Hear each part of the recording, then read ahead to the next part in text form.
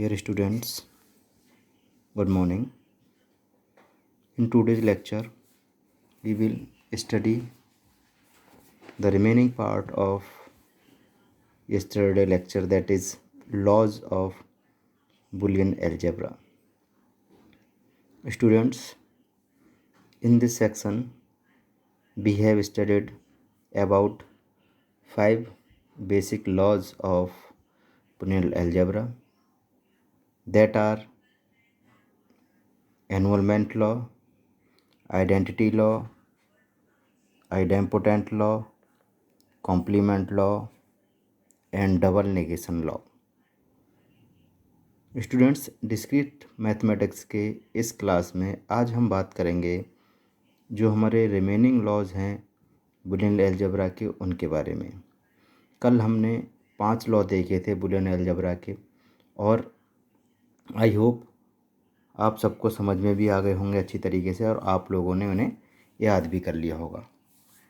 कल भी मैंने आपको बताया था कि लॉ को समझना और याद करना बहुत ही ज़रूरी है, क्योंकि बूलियन एक्सप्रेशन को हम बिना लॉ के याद करे हुए या समझे हुए उन्हें प्रूव नहीं कर पाएंगे, सॉल्व नहीं कर पाएंगे। ओके, तो अब आगे के लॉ के बारे में देखते हैं। कल हमने बात की थी, डबल नेगेशन लॉ तक हम पहुंच गए थे। उसके बाद जो 6th लॉ है हमारा, that is known as commutative law.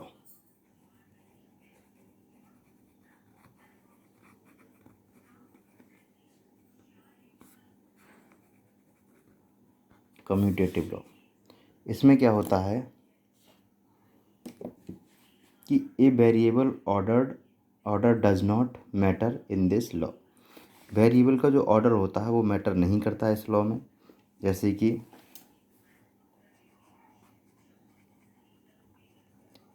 A variable order does not matter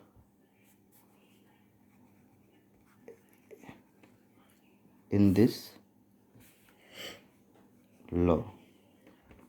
okay, इस लॉ में जो वेरिएबल का ऑर्डर है, यानी कि अगर ए और बी दो वेरिएबल हैं, अगर बी की जगह ए हो जाए, ए की जगह बी हो जाए तो कोई फ़र्क नहीं पड़ता है, सेम रहता है।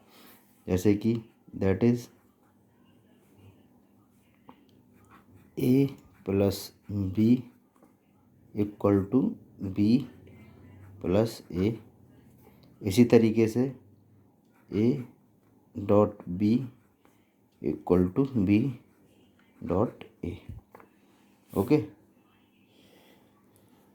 ये है हमारा कम्यूटेटिव लॉ।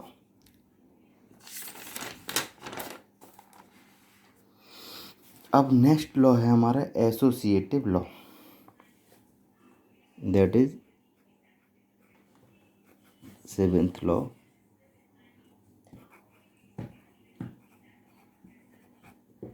एसोसिएटिव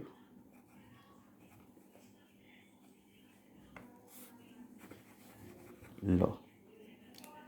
ओके, इसमें क्या होता है, the order of the operation does not matter if the priority of variables are same. इसमें जो ऑपरेशंस हैं या ऑपरेटर्स हैं उनका ऑर्डर मैटर नहीं करता है, अगर जो प्रायोरिटी है वेरिएबल की वो एक जैसी है तब। ठीक है, जैसे कि the order of operations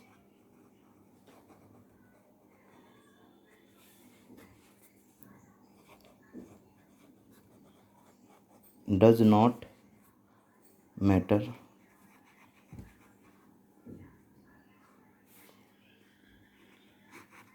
if the priority of variables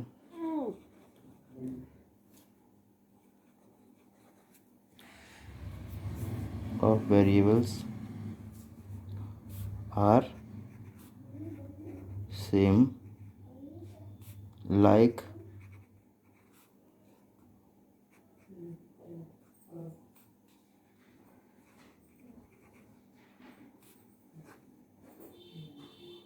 ठीक है। वेरिएबल की अगर प्रायोरिटी सेम है इसकी ऐसे, तो उसके जो ऑपरेशंस हैं वो अगर चेंज हो जाए, उनका जो ऑर्डर है उस वो मायने नहीं रखता है। जैसे कि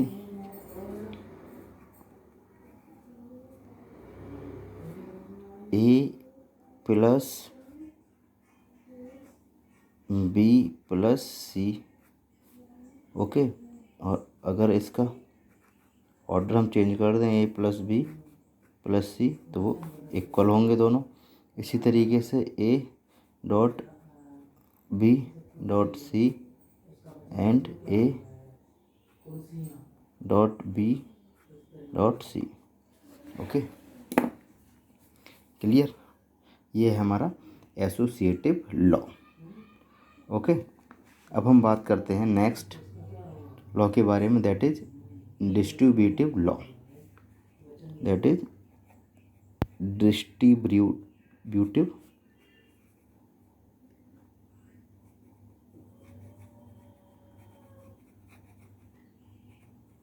डिस्ट्रीब्यूटिव लॉ।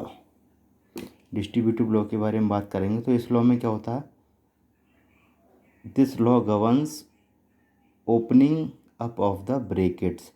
ये ब्रैकेट के ओपनिंग अप की तरह काम करता है। जैसे ब्रैकेट हम ओपन करते हैं उसी तरीके से ये हमारा गवर्न करता है, रूल करता है। This law governs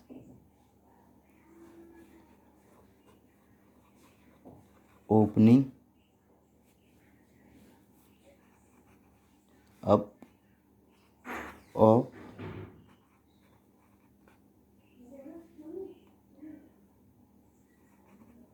brackets. जैसे ब्रैकेट्स हम ओपन करते हैं उसी तरीके से ये वर्क करता है। दैट इज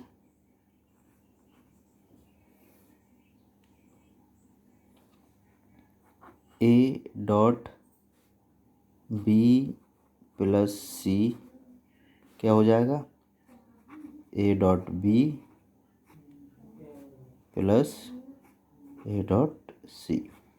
इसी तरीके से A plus B dot C equal to क्या हो जाएगा, A plus B dot A plus C, ठीक है।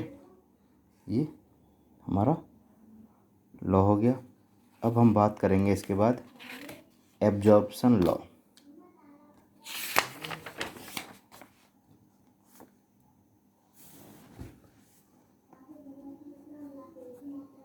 एब्जॉर्प्शन लॉ,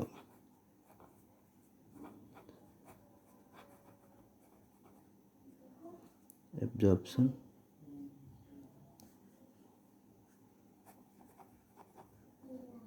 लॉ, इसमें क्या होता है, this law involved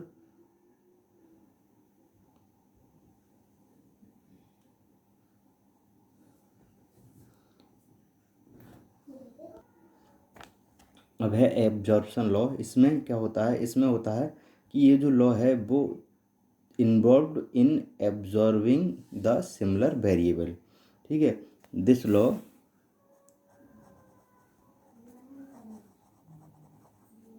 involve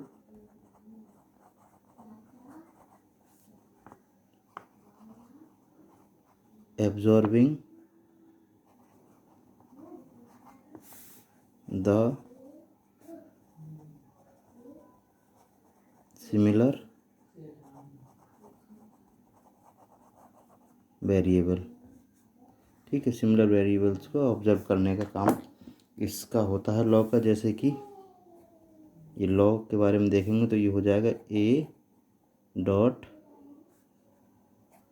A plus B equal to A, यानी सिमिलर जो वेरिएबल है वो यहाँ आ जाएगा। इसी तरीके से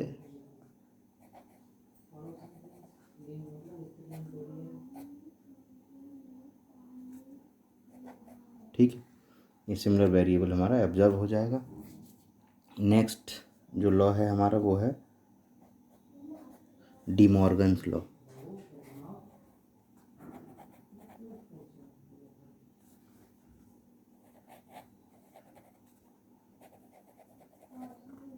डी मॉर्गन लॉ। इसमें क्या होता है, the operation of an and or logic circuit is unchanged. इसमें जो ऑपरेशन होते हैं एंड और के, वो अनचेंज रहते हैं, वो चेंज नहीं होते हैं। If all inputs are inverted, जब से जो इनपुट्स हैं वो इन्वर्टेड हैं तब the operator is changed from and or output is inverted. ठीक है, इनका कहने का मतलब है द ऑपरेटर या ऑपरेशन ऑफ एन एंड और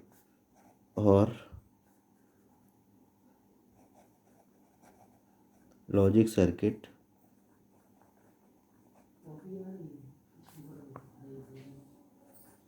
आर unchanged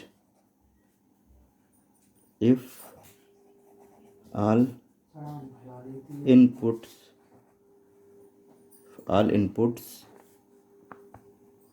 are inverted